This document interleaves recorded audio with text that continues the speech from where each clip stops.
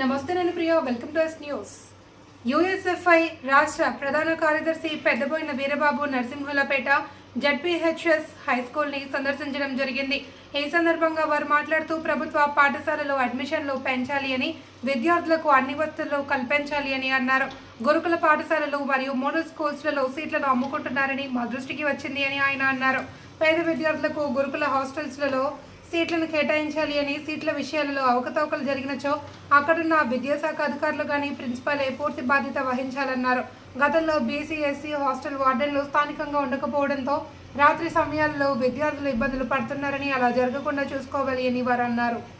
ఏవైతే ఉన్నాయో హాస్టళ్లల్లో ఈనాడు విద్యార్థులు ఎగ్జామ్స్ రాసిన క్వాలిఫై అయినా కూడా అధికంగా ఈనాడు రాష్ట్ర వ్యాప్తంగా కొన్ని గురుకులాల్లో పేద విద్యార్థులు మెరిట్ సాధించినా కూడా, పరీక్ష రాసినా కూడా, గురుకులాల్లో సీట్లు సాధించినా కూడా ఆ సీట్లకు తగ్గట్టుగా విద్యార్థులకు ఈనాడు హాస్టల్లో సీట్లు ఇవ్వనటువంటి పరిస్థితి ఈనాడు విద్యాశాఖ అధికారులు ఉన్నారు. అక్కడ ఉన్న వార్డెన్లు, అక్కడ ఉన్న ప్రిన్సిపాల్లు విద్యార్థులకు అడ్మిషన్లు ఇవ్వకుండా హాస్టల్ అడ్మిషన్లని ఈనాడు అమ్ముకుంటున్న పరిస్థితి గురుకులాల్లో ఉన్నది. హాస్టల్ విద్యార్థులకు ఏదైతే ఉన్నటువంటి విద్యార్థులు ఉన్నారో, పేద బడుగు బలహీన విద్యార్థులు ఎవరైతే ఉన్నారో విద్యార్థులందరికీ ఉన్నటువంటి విద్యార్థులందరికీ గురుకులలో అడ్మిషన్లు ఇవ్వాలి. ఆ హాస్టల్లో అవకతవకలు జరిగినచో అక్కడ ఉన్నటువంటి విద్యాశాఖ అధికారులు కానీ, అక్కడ ఉన్నటువంటి ప్రిన్సిపాలే పూర్తి బాధ్యత వహించాలని ఈనాడు యూఎస్ఎఫ్ఐగా ప్రధానంగా డిమాండ్ చేస్తా ఉన్నాం.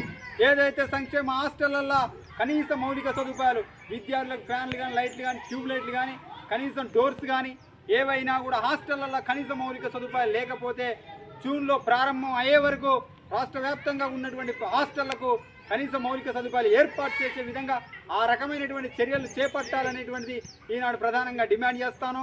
ఏదైనా జూన్లో ప్రారంభం అయినాక సమస్యలన్నీ కొట్టుమిట్లాడుతుంటే విద్యార్థి చదువుకోలేడు, ఇటు సమస్యలతో కొట్టుమిట్లాడతాడు.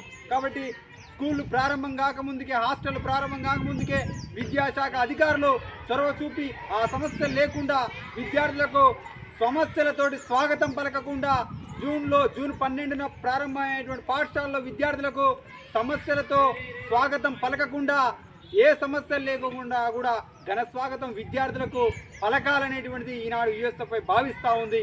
కాబట్టి విద్యార్థులందరికీ, పేద విద్యార్థులందరికీ హాస్టల్లో అడ్మిషన్లు, వార్డెన్లు, ప్రిన్సిపాల్లు సీట్లని అమ్ముకోకుండా పేద విద్యార్థులందరికీ హాస్టల్లో అడ్మిషన్లు ఇవ్వాలని ఈనాడు ప్రధానంగా డిమాండ్ చేస్తా ఉన్నాం. కస్తూర్బా గాంధీ హాస్టల్లో ప్రతి ఒక్క కస్తూర్బా గాంధీ హాస్టల్లో ఉన్నటువంటి టీచర్లందరూ కూడా మారుమూల గ్రామాల్లో, మారుమూల తండాల్లోకి వెళ్ళి ఎవరైతే పేద విద్యార్థులు ఉన్నారో ఆ విద్యార్థులందరికీ మీరు అడ్మిషన్లు తీసుకోవాలనేది ప్రధానంగా డిమాండ్ చేస్తూ ఉన్నాం.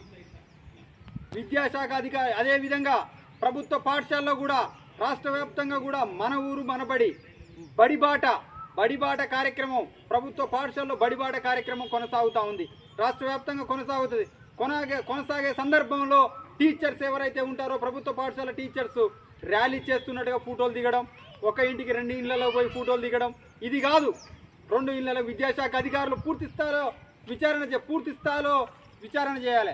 ఉపాధ్యాయులు వెళ్తూ ఉన్నారా, బడిబాట జరుగుతుందో జరగట్లేదా, పేద విద్యార్థి దగ్గరికి వెళ్ళి ప్రభుత్వ పాఠశాలలో ఏ విధమైనటువంటి సౌకర్యాలు ఉన్నాయి, ప్రభుత్వ పాఠశాలలో చదువుకుంటే ఏ విధమైనటువంటి భవిష్యత్తు ఉంటుంది విద్యార్థికి అనేటువంటిది పూర్తి స్థాయిలో గ్రౌండ్ లెవెల్లో ఉపాధ్యాయులు అవగాహన వచ్చే విధంగా విద్యార్థి యొక్క పేరెంట్స్కు ఆ విధమైనటువంటి అవగాహన పరిచే విధంగా ఉపాధ్యాయులు చొరవ చూపాలని ఈనాడు యూఎస్ఎఫ్ఐగా డిమాండ్ చేస్తూ ఉంది. యూఎస్ఎఫ్ఐ ఒకటే చెప్తా ఉంది, బడిబాట కార్యక్రమంలో విద్యార్థులే పాల్గొనడం కాదు, ఉపాధ్యాయులే పాల్గొనడం కాదు, విద్యాశాఖ అధికారులు పాల్గొనడం కాదు, ఇక్కడ ఉన్నటువంటి తల్లిదండ్రుల యొక్క పేరెంట్స్ కూడా పాల్గొనాలనేది ఈనాడు యూఎస్ఎఫ్ఐగా ప్రధానంగా చెప్తా ఉన్నాం. ప్రభుత్వ పాఠశాలలో సౌకర్యాలు కల్పించడం కోసం యూఎస్ఎఫ్ఐ ముందుండి పోరాటం చేస్తూ ఉంది. రాష్ట్ర వ్యాప్తం కల్పించే వరకు ఆ రకమైన పోరాటం చేస్తుంది. కాబట్టి పేరెంట్స్ కూడా దాంట్లో ఇన్వాల్వ్మెంట్ అయ్యి సౌకర్యాల కోసం మీరు పోరాటం చేయాలి.